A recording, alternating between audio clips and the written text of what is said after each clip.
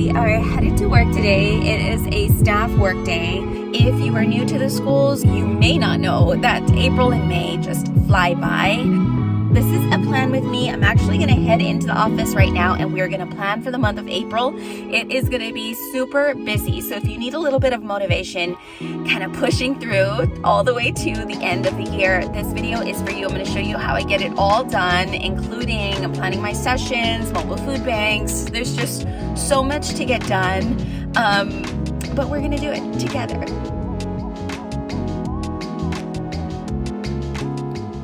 So let's jump into this. Switching over to April, you may see there's already some action happening here on Mondays and Fridays. I shared this in a previous video.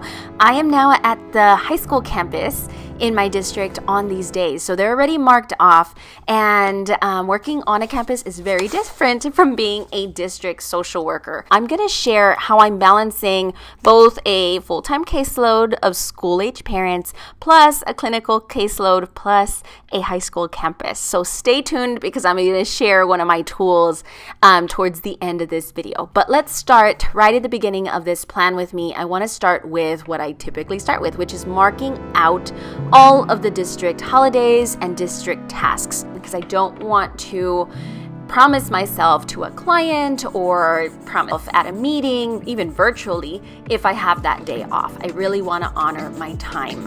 So that's where I start with, is getting the district calendar and making sure that I mark off any dates that I will not be in the office. And there are quite a few in the month of April.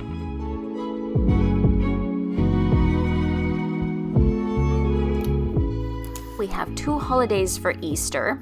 We have Good Friday off, and then we have the Monday after Easter Sunday off. We term it Easter Monday. And it's nice. I think my district did this for attendance purposes. Attendance rates are very low. Very, very low. Historically, we've seen that students do not come to school the Monday after Easter holiday. So we decided to utilize that day as a day for student and staff to just have the day off.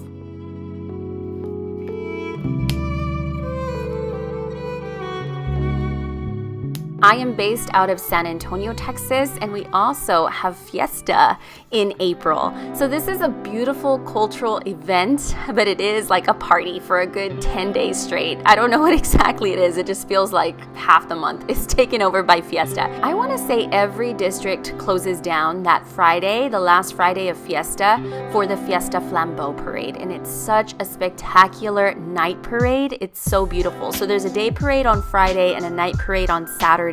And that's what closes off the Fiesta traditions and everything for the month. And that comes at the end of the month. So that means we have Friday off.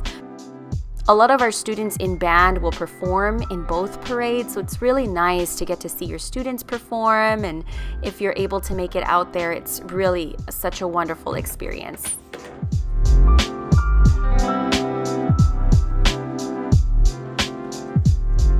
So after this, I'm ready to start entering in my district tasks.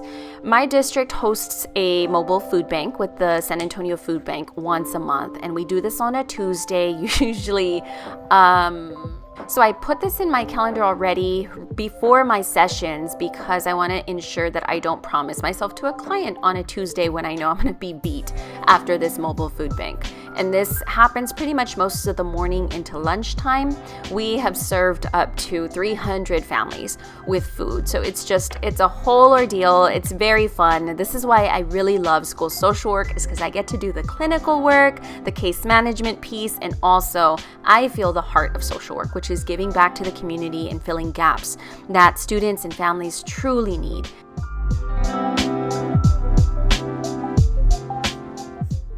I will also be hosting a field trip for the school-age parents, the teen mom and dads that I work with throughout my district, and that is going to come up right after Easter. So I am planning for this one, putting it in my calendar as well. I will be off campus and out of district for most of the day, but this field trip is something that I will vlog and bring you more information on. I know a lot of people were interested in kind of hearing how this comes together. It's just a beautiful event. It is set up similar to a conference, but the intended audience are teen parents. So we have resource tables and keynote speakers that are all geared to motivating our students that are parents as well.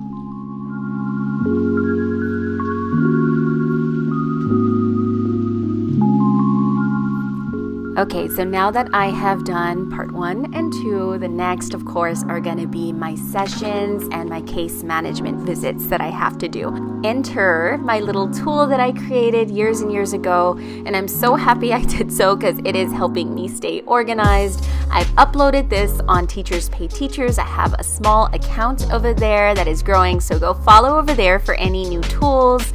And if you have a tool, a request, drop it in the comments below and I will be happy to try to create or share what I already have. So this is a spreadsheet. It's digital, which I love because I can take it anywhere. It allows me to input session summaries, meeting dates, new referrals, and I'm going to give you a peep into this so you can see exactly how I utilize it because it is going to help me stay organized. You can see that I'll have a running list of my clients that I meet with clinically. That's about 12 students that I have on my caseload. No worries, this is simply an example. So all of these are obviously made up names to protect and maintain confidentiality. But this is what's really cool is once you upload all of your students into the second tab, then it's just really easy to add them in. I'm plugging in right now my very first sessions that I'll be doing in April. So this is for Monday the 3rd, and I'm going to be doing an intake session / goal treatment planning session, and then I'll follow up with it the following Monday. I want to show you what I like about this tracker is it highlights in red what I've missed and what I'm kind of missing the deadline on. So I want to bring this particular, I can cut and paste real quick, this particular client.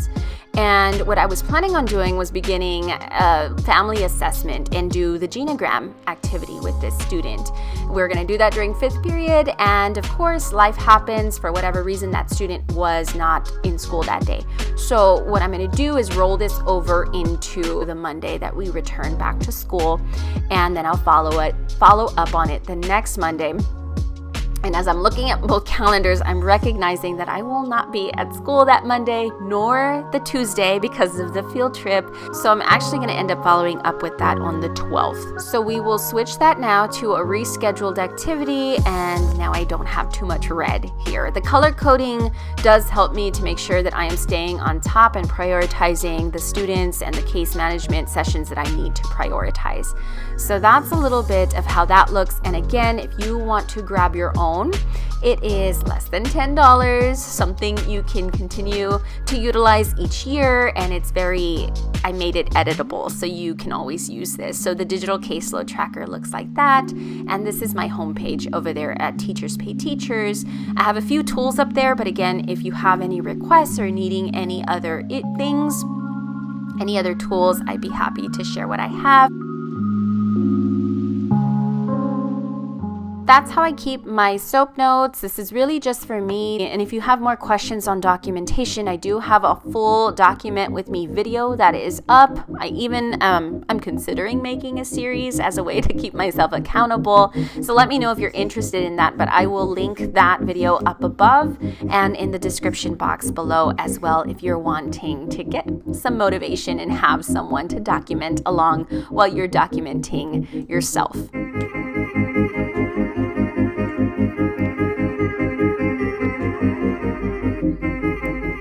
Okay, so back to my paper calendar. I am now in yellow here, entering in all of my sessions that I have to do with the 12 clients that I have. I think this is a very manageable caseload, which is why I just love my job.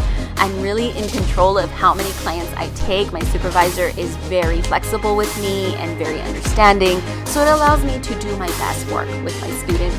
Next, I'm going to plug in all of my personal stuff. So I have 2 young children, a middle schooler and a 2nd grader, and now I have to plug in mom duties and everything that is on the schedule for that. So it's so fun. If you are wanting to kind of take a peek into my mom life, marriage, more personal vlogs and fun vlogs, I will link my 2nd YouTube channel up above, and this one is just so fun and nostalgic.